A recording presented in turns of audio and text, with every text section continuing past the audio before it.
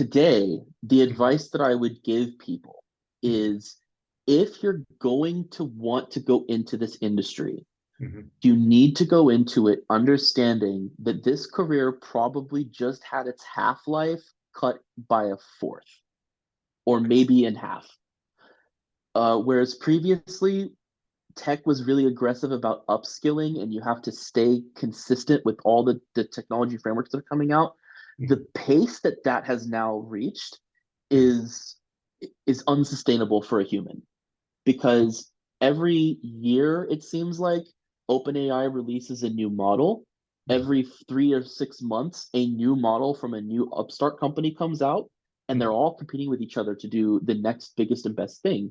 mhm, If I remember right, Google had some entrant into the CS problem solving Olympiad, mhm. and if you gave it 10,000 attempts at a problem, it would achieve like the top percentile performance in every question asked with no exceptions. Mhm, mhm, So we're now at the point, demonstrably rather, where AI mhm. can perform either at or exceed typical human performance when it comes to scoped tasks. Yes.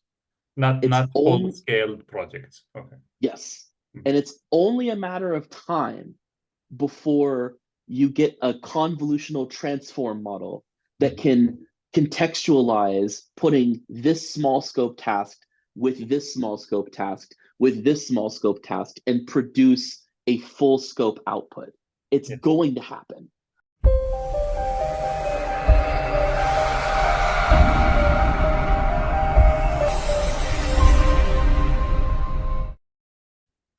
Hello, everyone, and welcome to another episode of the Intelligent Future podcast. In today's podcast, I chatted with Justin Karnes, who's a senior software engineer with 8+ years of experience in various companies that includes Amazon, Cox Automotive, and Perfect Cube. We chatted about the important topic of AI's influence on the software engineering industry.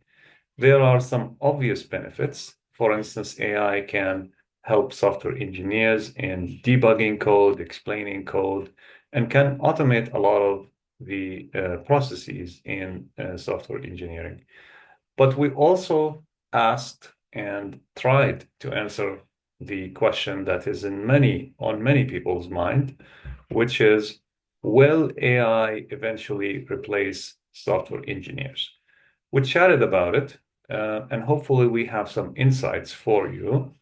But I also want to refer you to an article that I wrote together with other researchers on the topic. Another thing that we talked about is the future of AI, especially for aspiring software engineers. So hopefully we tackled this topic from many different angles.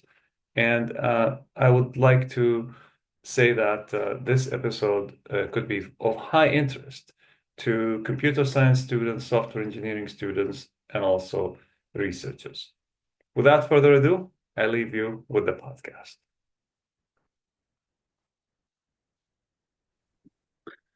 Hey, Justin, welcome to the podcast. Good morning, evening, That's exactly and right. thank you for Evening having your me. time, morning your time. Mhm. Perfect. All right, Justin. So you are a software engineer. You've been a software engineer for what, 6, 7 Almost years? 9 years now. 9 years. Oh, wonderful, wonderful. And how did you get attracted to that field? Oh, I'll give you the very short version. So I'm one of those kids that grew up constantly inundated with opportunities to do this type of work. Um, I started learning C++ plus plus when I was 9 out Mhm, of an old Buckland's or Borland's book. mhm, And from there, I just kind of kept going. When I hit my teenage years, it was more about how could I leverage it to have fun. mhm, Um, and then I got into high school. They had the AP computer science program was being prototyped out, and I wasn't even technically allowed to take it because they had trigonometry as a prerequisite for it, and I hadn't done that yet. So I advocated for myself and said, whatever math is needed, I'm going to learn it because this is something I really want to do. I took the AP Comp Sci exam as a freshman and got a 1, which is, if I remember right from AP, it's the best score you can get. Whichever it was, it's been such a long time since I've done it. And then I started working just in like tech adjacent fields. So we did Oracle Database 9i as a sophomore. I was one of the first students in my school district to do like the Cisco CCNA training, and we Wonderful. did that in a semester. And now it's been made into a full year course because they realized the information was just so dense. Mhm. And then I started trying to get jobs working in the tech industry and rapidly found out that nobody really cares if you have the certs. Everyone wants to know what you can really do. They want to see your practical applications. Mhm. And for that, you would have to go through university. So I made a couple runs at that. It didn't go so well until I found myself and had my kids. And then once I said, okay, well, this is something I clearly want to go back and do, I went to UMKC and approached the field with more rigor and discipline than I had previously given it. Mhm. Graduated and immediately hopped into it. At first, I was really concerned with what kind of projects I was going to be tackling. And my Mhm. first job was with a startup where we were dealing with bulk data ingestion and sales analysis for local coffee shops so that they could compete better with Starbucks and Dunkin', because these large chains have massive data analytics platforms that they use to figure out what the best pricing strategy is for their stores. But Mhm. someone local like Station Coffee, they have 3 stores and they don't have the ability to analyze how they're doing on a week to week, day to day, year to year basis and keep up with these other companies. Mhm. So our company, which was called Perfect Cube, Mhm. would ingest all of their Square data and then figure out where we thought they should adjust their pricing, what different offerings they should have. And that's where I kind of got started with the mix of AI and software, because that's what Perfect Cube basically was. It was pattern fitting analysis and all of this other type Well, of BI sorry to stuff. interrupt you, Justin. What year was that? Like, what year range are we talking? Okay, so Perfect Cube started out in 2015, and Mhm. then I was their first full-time engineer when I graduated in 2016. I Mhm. worked with them from 2016 to 2018. Okay, wonderful. So that was kind of the very beginning of my jump into like how does AI interact with software and business. Mhm. The next company I worked with was called Decision Resources Group, which then was bought out by Clarivate Analytics. Mhm. And that was kind of the same question: is how do we apply AI and analysis to, in this case, drug formularies for insurance companies so that we can tackle pharmaceutical problems. Mhm. And from there, I then went on to work at Amazon, where I didn't get to touch the AI stuff at all. And then now I'm working for Cox Automotive, Mhm. and everyone, now that GPT has been kind of released or out of the bag, as it were, Mhm. now everyone's freaking out, right? So there's a very clear epoch where you look at your career as a software engineer and say, this is BAI and then this is AAI. So there's a line, right? This is as soon as everyone said, I wonder if ChatGPT can generate me TypeScript code. And then they ran it and it worked. And they went, huh, maybe the industry is forever changed. So Wonderful. ne- So that's why GPT or Chat GPT is a revolution in the world of programming and coding? so the way I like to think about ChatGPT and how it's affected our industry is that it will let people who don't know anything about software engineering and development Mhm. create something that has a decent probability of working, but Mhm. maybe not in the way that they expected. Mhm. Um, Back when I was at UMKC, you and I did the human computer interface class, Correct. And data structures. and Yeah. after data structures. And one of the things that I remembered was we would do these mock-ups, right? Mhm. Mhm. I am very bad with front end design when it comes to making it look good and act the way it's supposed to. Mhm. But there are people out there who are good at that. Mhm. I'm not one of them. Mhm. Then you have the other side. You have people who are really good with back end engineering, which is where I have my expertise, Mhm. but they can't do front end to save their lives. Mhm. If you have a tool like GPT, which is trained on most of Slack Overflow, or sorry, Stack Overflow, Mhm. almost Slack, it's almost the same thing nowadays, then you can take what you want and design those markups and say, hey, give me a front end that looks like this. And then Mhm. you define these components and say, when they click this button, it should do this thing. And you Mhm. can get the scaffolding and the prototype to make it look good. And then use your expertise to come in and problem solve and actually wire it up together and make it Mhm. work. Mhm. But if you're a total layman and you don't have that, if Mhm. you just talk your way through it, you Mhm. can almost get to what you're looking for. But GPT isn't so good nowadays that Mhm. you can, from start to finish, Mhm. have no knowledge of coding and Mhm. get a completely working prototype of something. You need a human to fill in the gaps or to find where it's loosening and be like, this doesn't work this way. Okay, so as of now, you're telling me that we still need front-end developers and back-end developers because you have to supervise the interaction with AI. Mm-hmm. Otherwise, it won't fully get it and it will not fine-tune it exactly according to your requirements. Uh, Yes. okay, that's great. But what about the future? What about 5 years from now, 10 years from now? There's a famous quote by Steve Jobs, which goes like this: people tend to overestimate the effect of technology in the first 3 years after its release, and Mhm. they underestimate its impact in the next 10. Mhm. So I've thought about that a lot as we were preparing for this talk. Mhm. And my first reaction was, we're always going to need engineers at some point in time in the AI loop. And I Mhm. thought about that really hard. And I was trying to figure out whether or not I would still feel that way in 10 years' time.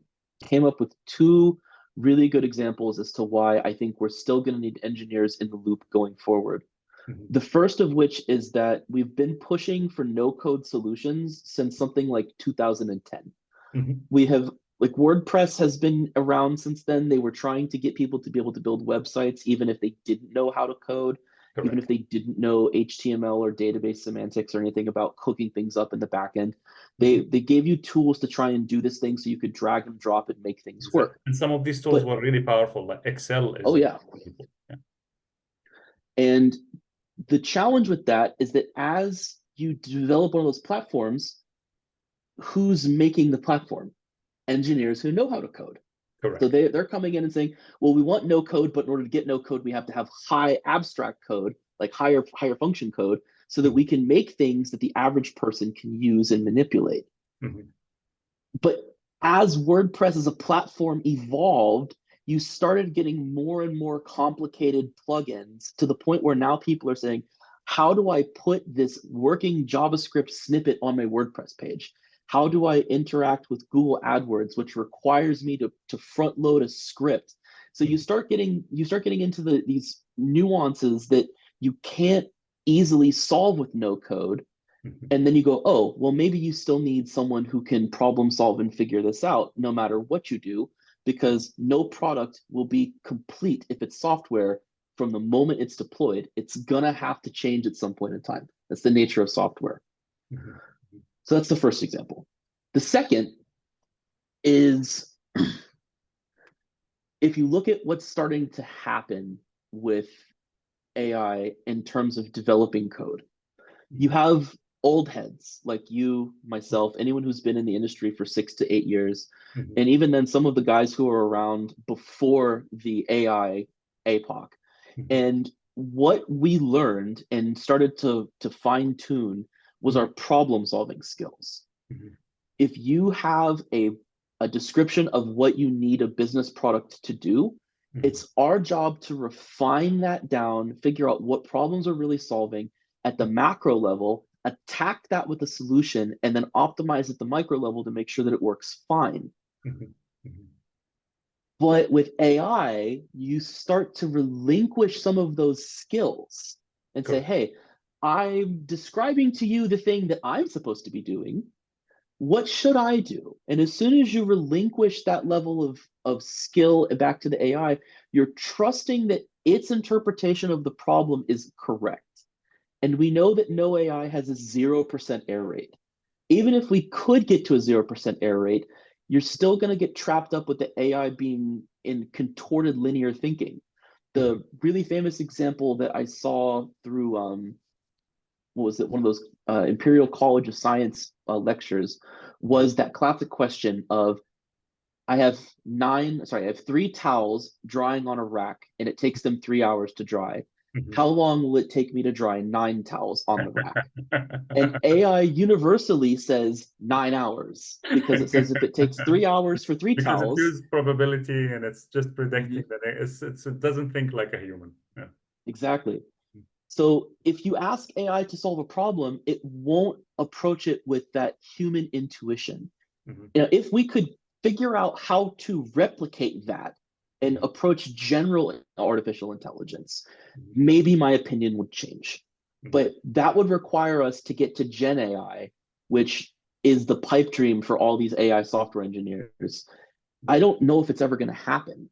Mhm. I don't know if you can program that type of intuitive eureka Mhm. moment where your brain just grabs these disparate concepts and throws them together, and you get some abstract understanding, and then from there you refine it down into a concrete application.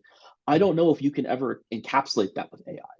Mhm. And a big component of doing software engineering, even at small or big scales, is doing that, is bringing together the abstract and the concrete in a way that makes sense, that you can codify, which is the point of software code.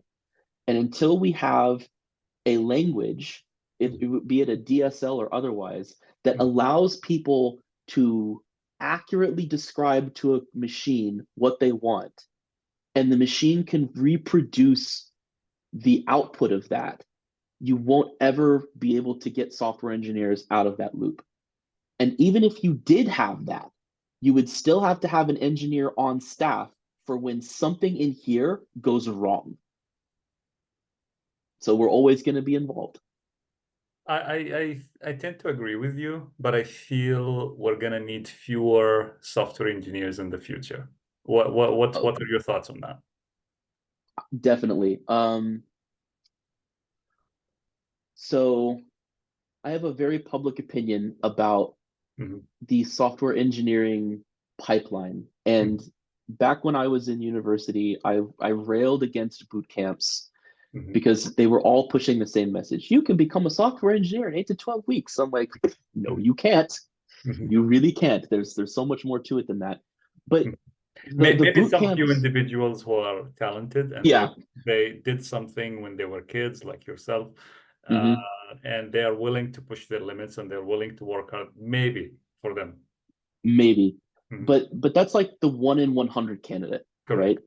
Yeah. But I look at the boot camps as kind of a symptom of the industry, Mhm. where you have to ask yourself, okay, why do these exist? Mhm. And they exist for primarily two reasons. One, at the time that boot camps came into existence, Mhm. software engineering salaries, even at the median level, Mhm. not FANG, but even like the median level software engineering salaries, were high enough Mhm. that if you were working at some job making 48 grand a year back Mhm. in 2010, Mhm. if you could go through a 12 or 16-week boot camp, you could double your salary. Yeah, That's a that's a strong huge motivator. promise. Yeah. But the other reason that they existed is because every firm was aggressively seeking software engineers. Mhm. Whether or not they needed them or not, or whether or not they had a good idea of what kind of projects they wanted to solve, they all needed to hire, because the impetus is, if I don't have a good software engineering staff, I'm Mhm. going to fall by the wayside. My competitors are going to obliterate me, and there's no way out of that predicament. So, with everyone trying to hire, salaries kept going up and up and up and up and up and up. And the push to get everyone to learn coding and software engineering started. That's where Google's Minute of Code comes in. That's Mhm. where the push for boot camps comes in. That's where everybody's being incentivized. Go learn how to code. Go learn how to be a software engineer. Mhm. Fair. Unfortunately, all of that was predicated on very low interest rates. Because if the prime rate is very low, you can afford to hire for a growth strategy. Then COVID happened. Once COVID happened, we had a brief period of time where the federal funds rate went from like 2.5 to zero. Mhm. And as soon as that happened, Mhm. DoorDash, Meta, Apple, Google, Facebook, Amazon, everybody started aggressively hiring software engineers. Correct. But why? Part of it was that their platforms were getting swamped by the everyone has to stay home and do stuff movement. But a Mhm. larger component of it is that when interest rates drop like that, you can pursue a growth strategy. It's more cost effective.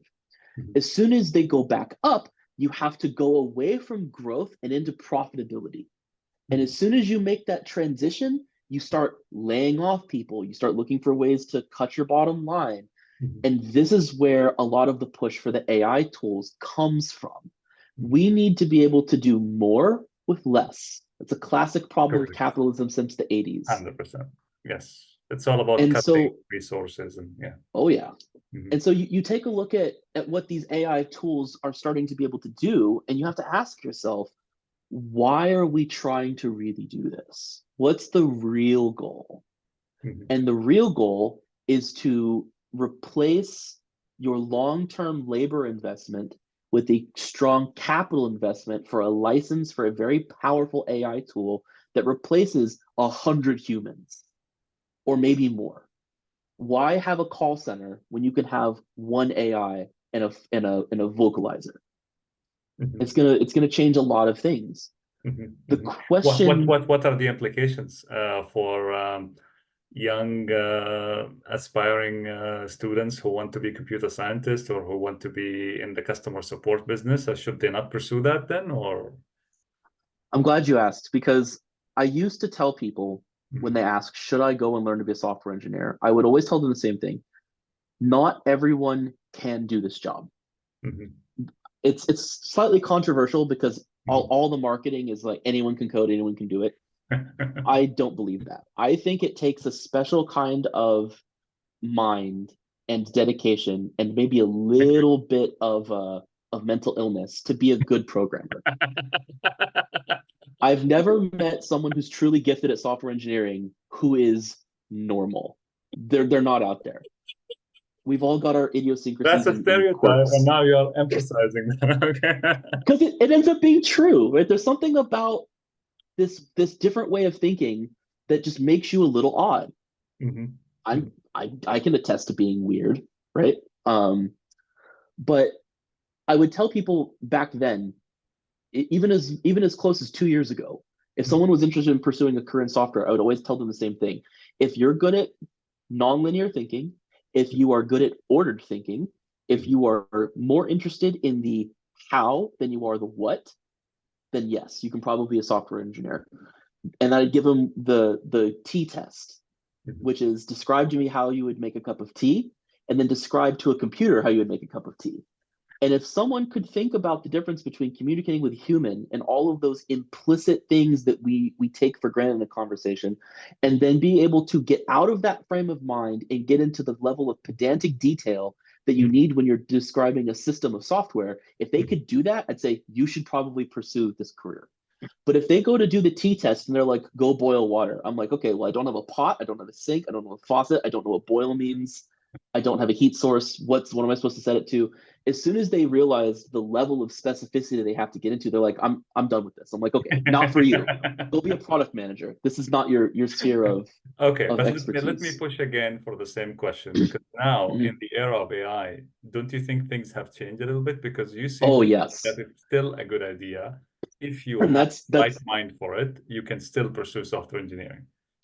that's where I was headed to is today, the Mhm. advice that I would give people Mhm. is if you're going to want to go into this industry, Mhm. you need to go into it understanding that this career probably just had its half-life cut by a fourth or maybe in half.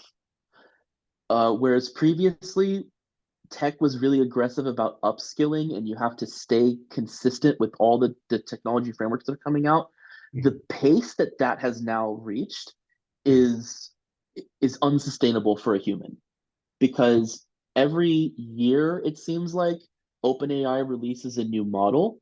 Mhm. Every 3 or 6 months, a new model from a new upstart company comes out, and they're Mhm. all competing with each other to do the next biggest and best thing. Mhm. If I remember right, Google had some entrant into the CS problem solving Olympiad, Mhm. and if you gave it 10,000 attempts at a problem, it would achieve like the top percentile performance in every question asked with no exceptions. Mhm. Mhm. So we're now at the point, demonstrably rather, where AI Mhm. can perform either at or exceed typical human performance when it comes to scoped tasks. Yes. Not It's not only full-scale projects. Okay. Yes, Mhm. and it's only a matter of time before you get a convolutional transform model that Mhm. can contextualize putting this small scope task with this small scope task with this small scope task and produce a full scope output. It's Yes. going to happen. Mhm. So, So you therefore do you agree with someone like NVIDIA's CEO who said oh, programming Jensen. language is going to be like the English language, or is that just something for the public? Or yeah. So remember what I said maybe like 20 minutes ago when I said, really, I think what AI will become in its final form Mhm. is a DSL. We're Mhm. going to have Okay. some kind of AI backed domain specific language Mhm. that is very close to regular human speech, but Mhm. it's just got to be structured in a specific way. Mhm. Mhm. Mhm. Because if you take the structure and you let AI run rampant, and I don't mean rampancy like it's going to control the human race, but if you give that structured input to an AI and say, I'm going to describe things like YAML. I have a home page. I have components. I have these Yeah. components. I It's have not these components specific doing enough. these It's not actions. specific enough. Yeah. Mhm. You need to get to there. But if you're talking in English and you say, I would like to have a single page application that has 6 buttons that are called whatever, Mhm. and each button has the following actions, and you describe what each of them do, right? You could probably today get something that's really close to that, but you're not going to get the triggers, you're not going to get the back end interaction, you're not going to get that type of stuff. Mhm. But in the future, with a very specific DSL, you could explain to the AI what you want the full user story to look like. Mhm. And then it will prompt you, okay, now I know what you're aiming for. I have the big picture. Mhm. Let's focus on small individual pieces to build flow throughs and user stories Mhm. and Mhm. produce a working product. Mhm. That's what software engineers do today. Mhm. And that's what AI is going to do in maybe the next 7 to 8 years. Mhm. Mhm. Mhm. Then the challenge becomes, do you still want to have software engineers? Yes. And maybe, because there's a big difference between a software engineer and a computer scientist. Mhm. And it's a distinction that doesn't see a lot of light Mhm. until we start talking about this particular problem. It's Mhm. the same difference as, say, like an economist and a Mhm. mathematician. Mhm. Both of them deal heavily in math and statistics, Mhm. but the mathematician has a different level of application than the economist will. The Mhm. economist is more concerned about real world, what happens when X, Y, Z takes place. Mhm. Mathematician is more concerned about the theoretical framework and the research and pushing the field of knowledge further out, just like Mhm. CS is. Mhm. So, will tools like Devin eventually replace software engineers? Maybe in the next 10 to 15 years. Is Devin going to replace computer scientists? No. Is AI ever Have going you to? tried it out? I'm curious. Have you tried it out yourself? I have. Yeah. Okay. So we have this channel in Cox that's just the AI channel. Mm-hmm. And anytime someone finds a new model that they want to maybe play with, they have to get permission and approval first. And then we get that put into our controlled generative AI sandbox so that information doesn't leak out into the general internet. Mm-hmm. And we've had a couple people say, hey, I built this entire thing with AI. I had to tweak these things. It's getting really good. It's getting really close. Mm-hmm. Personally, I've used it to try and figure out why tests that I wrote with complicated mocking structures that I thought would work didn't. Mm-hmm. And it's been very good at figuring out things like you're mocking the wrong thing. Mhm. A good example of this is when you're using Jest, for example. Mhm. Sometimes you have to do an object mock, and sometimes you need to do a replacement mock.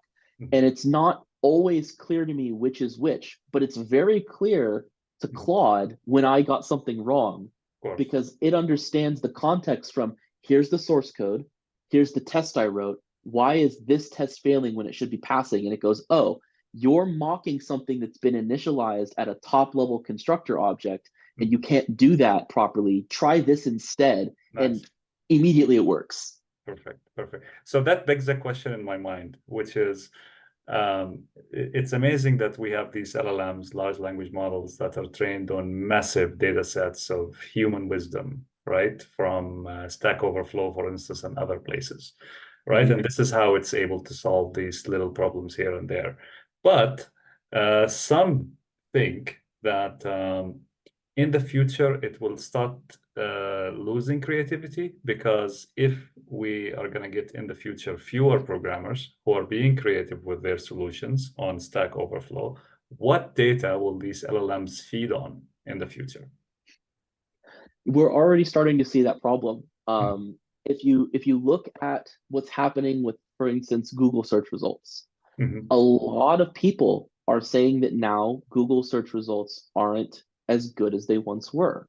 Mhm. And there's a convolution of factors that go into that. You have the sponsored ads problem where you have to scroll for 10 seconds to get below every sponsored link and actually get to the first search result.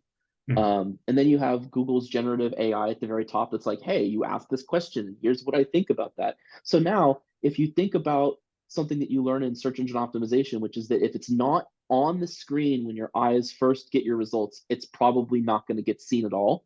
Mhm. The first chunk of the page is taken up by a Gen AI prompt and a bunch of sponsored links.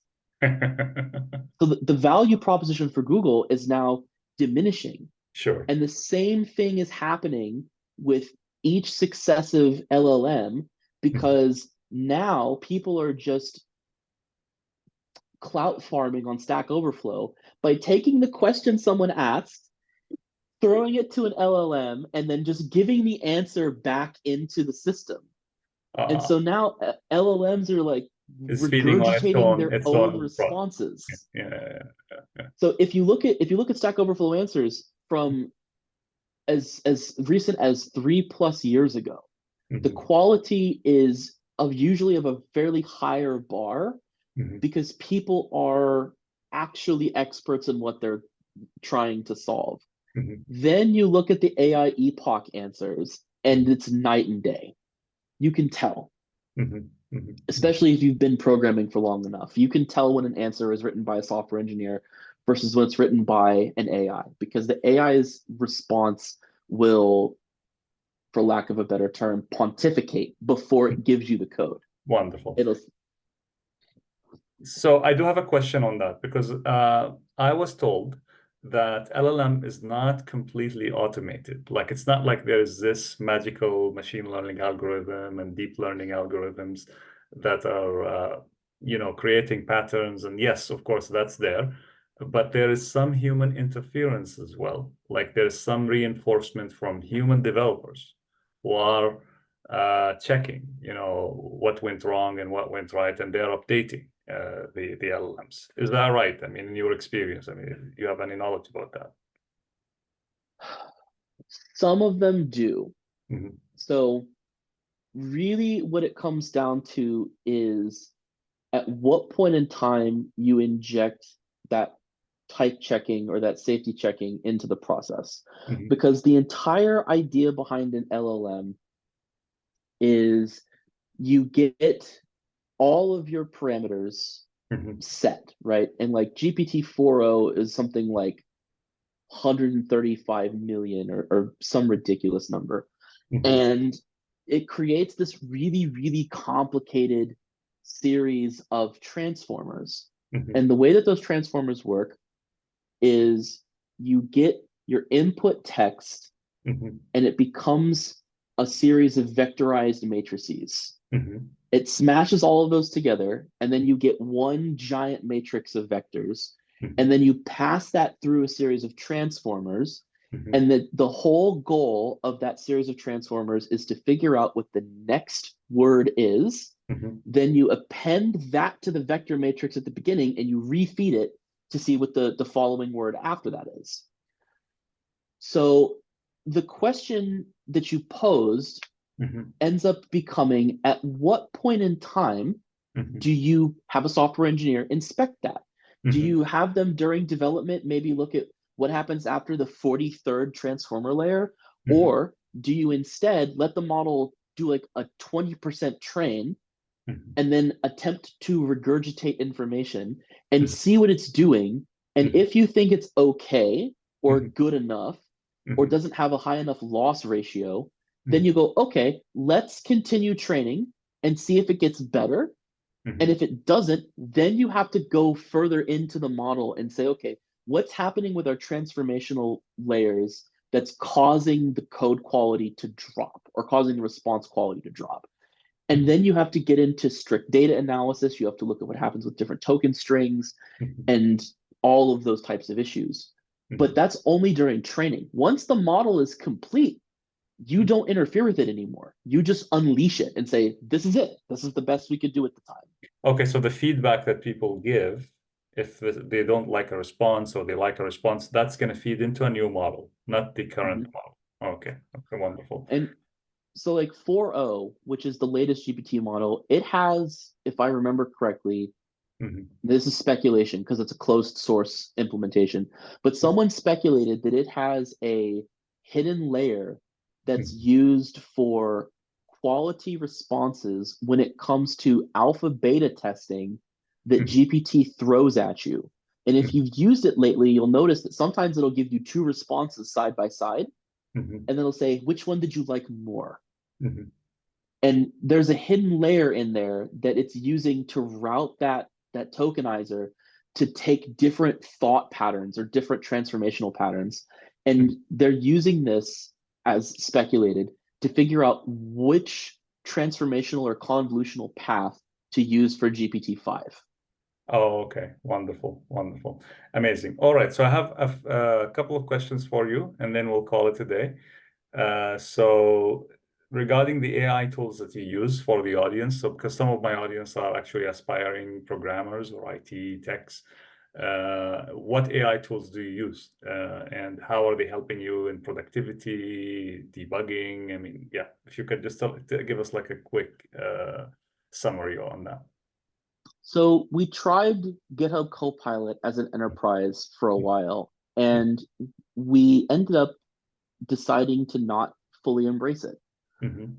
So if you're going to use Copilot, I Mhm. would give you the following caution. Mhm. Don't try and use it to scope an entire project. And you should only use it if you're comfortable with doing in detail code reviews. The way that we started to notice that Copilot was writing code is that we would start to have a very high volume of line churn, Mhm. where we would have had projects that hadn't been altered in like a blame file for 6 to 8 months, if not longer than that. And then Mhm. you put Copilot on it and it says, oh, well, we need to refactor this. Mhm. But it says we need to refactor this every time you try and use it. So your previously solid code base is now getting to a point where it's starting to flip every 2 to 4 weeks. That's not great. Mhm. And the way that we solved that problem before we nixed Copilot entirely was by treating it like a junior developer. And then if you're using the tool, you have to code review whatever Copilot gave you. And Oh. like a real code review, not like a pittance of like, oh, well, this looks okay. You have to really look at it and consider what it's doing. So don't trust what it writes because Mhm. it's not always right. And even if it is right, it's not always the most maintainable version of what's being produced. You Wow. still need to prod it to make enterprise level software. Wonderful. And So throughout, once we, yeah, sorry, go ahead. Yeah. no, please. Throughout the conversation, you also said that you use ChatGPT, right? Uh-huh. Okay. So we've also tried using our own like generative sandbox of GPT, so it doesn't connect to the open AI model as a whole, but we have like license keys that let us have our own private implementation of it. Mhm. I've used Chat GPT to explain things in frameworks. Mm-hmm. So one of the things that I started having to learn when I joined Cox was TypeScript. Mm-hmm. Prior to joining, I only had kind of a cursory knowledge of JavaScript. I actually made a conscious choice to try and avoid it as much as possible as a developer. So when I started working on our microservices that are all written in TypeScript, Mm-hmm. now I needed a little bit of help. And so Mm-hmm. what I would do is I would use GPT Mm-hmm. as an analog to describe how an action or a framework in TypeScript would do something Wonderful. in a language I already knew, in this case, Python.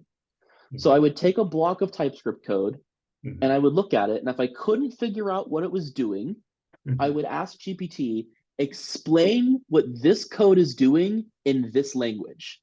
Oh, okay. And it would make a translation. And then what I would do is I would take the translation and read the Python Mm-hmm. and say, okay, this, I think I get what it's doing. And Mm-hmm. then I would execute a test against the code I didn't understand Mm-hmm. with what I gleaned from Nice. Python. And if what came out was what I expected, I Mm-hmm. register that as good knowledge and I just move on. Wonderful, wonderful. So do you think this is the new way to learn a new language rather than picking up a book, for instance, or finding a tutorial online? So it's an interesting question. And I like that you asked it, especially with your background in education, because, and I'm going to speculate on your behalf. Mm-hmm.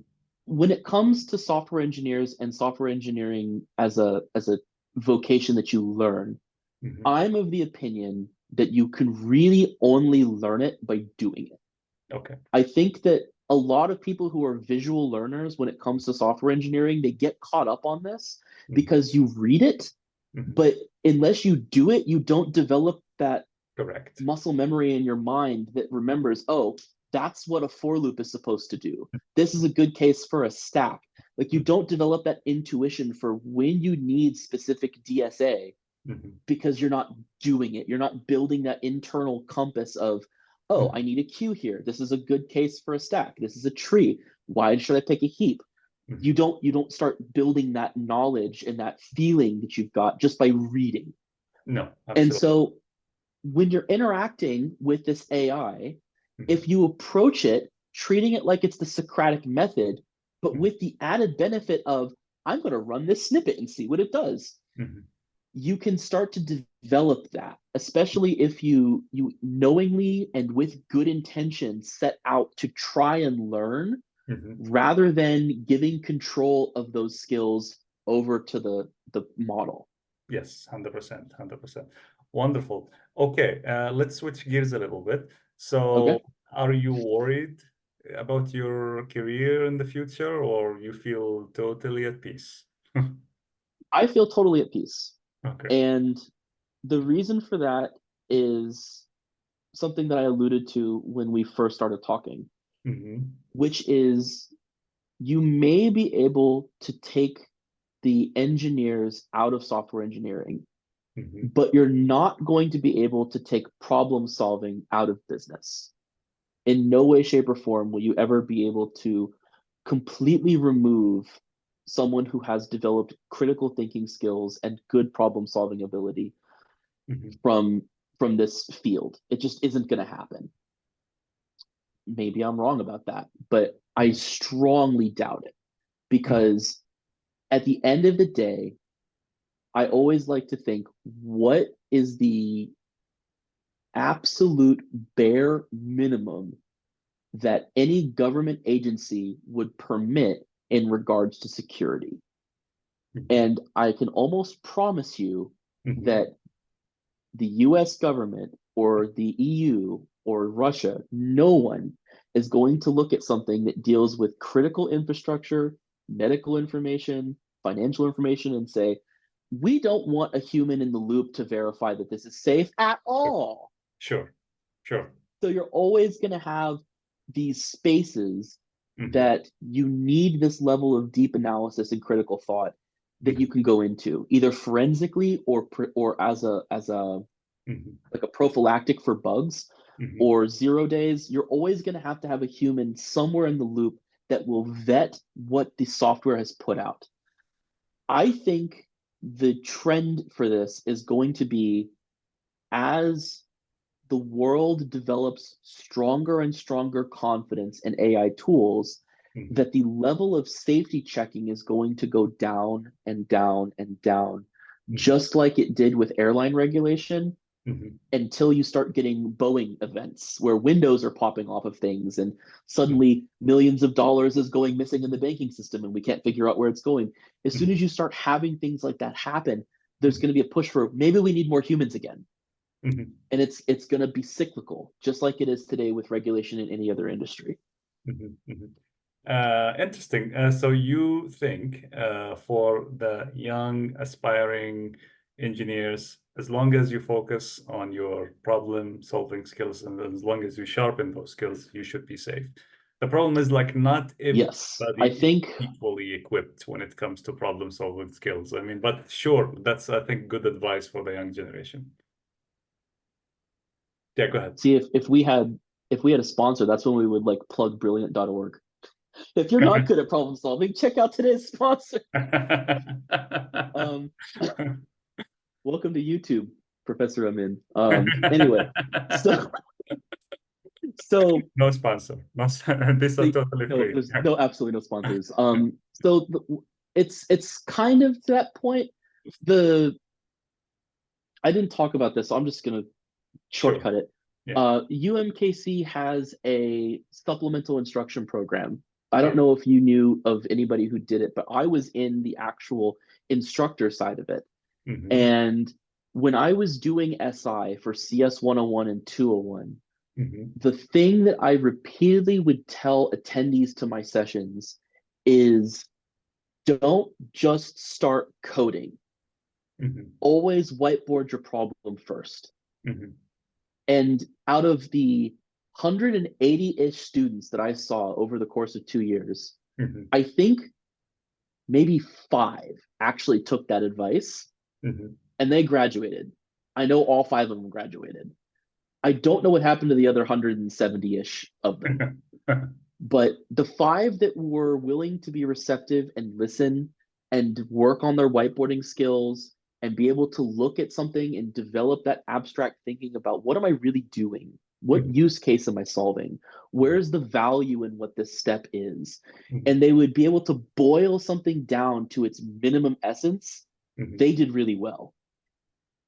The students that would just think they had a good grasp on it and start coding something in Python, and then they would end up with a product structure of 15 folders and dependencies that were very circular and nothing made a lot of sense, but it ran for some reason. And then it took 15 minutes to answer an addition question. It's like, how did you get here? Why didn't you just do this? Oh, well, I didn't consider it. Well, that's the first step, consideration. And there's nowadays, it feels like there's so much impetus put on velocity of, you need to know the language, you need to know Git, you need to know these fundamentals, you need to know design patterns, you need to know, like, just the list goes on and on and on. No one ever stops and says you need to know how to think. That's the first step. You need to know how to stop and think about a problem. You need to really understand, before you start writing code, what you're writing code to do. If you can do that, I would argue you're probably already above the 50th percentile as an engineer. That and also the way it should be taught to the students is by having them work on a rather serious problem or a meaningful problem, not just like, Yeah. oh, write this for loop that is not doing anything interesting. I mean, like in CS 101, you're going to need some level of that, because Mhm. that's how you build that kind of muscle memory of, oh, well, here's what a for loop looks like. Because you Mhm. don't understand the concept of iteration quite Mhm. intuitively enough to say, Mhm. okay, well, I'm going to do Agreed. this. Mhm. But once you get into like the very end of CS 101, Mhm. there's this really big trend that I've noticed where the final project for CS 101, Mhm. maybe like 60% of the time, is to implement Conway's Game of Life, Mhm. which is cool. Like, I love that you're using it to implement something that is procedurally generated, you have rules around it, and you're trying to like figure out what different patterns are self-sustaining so that they don't just die out. And then you have to generate a map of those things so that you know like what they look like and kind of what they do. And then that introduces you to concepts of like, how do I check for symmetry? How do I do um, transformations in a matrix? How am I going to work with a two-dimensional data structure? So that's like the capacity for what I think you would want to address in 101. But Mhm. then when you get to 201 and you're starting to talk about data structures and algorithms, Mhm. you start to expect the students to be able to translate what they learned in Python to Java, for example, or to C++, to whatever language you're dealing with, Mhm. and get a problem statement that isn't as trivial as the game of life, because Mhm. there's no input to the game of life. The only thing you give it is you give it a starting board position and then you let it run. Mhm. But you're not dealing with things like file IO. You're not dealing with problems that you're going to be dealing with in the real world, like presentation. It doesn't Mhm. have to look good, it just has to work. You Mhm. don't have to worry about runtime efficiency. It just has to run, right? And that starts to take the real problems that you deal with in your day to day as a software engineer, and it says you'll worry about these when you get hired, but we're not going to work on the skills to refine that today. Mhm. Mhm. That's terrible. Um, I think being able to develop something of substance that aids in a portfolio Mhm. is probably the strongest thing you could do as an educator for new or upcoming and new graduates. Agreed. Completely agreed.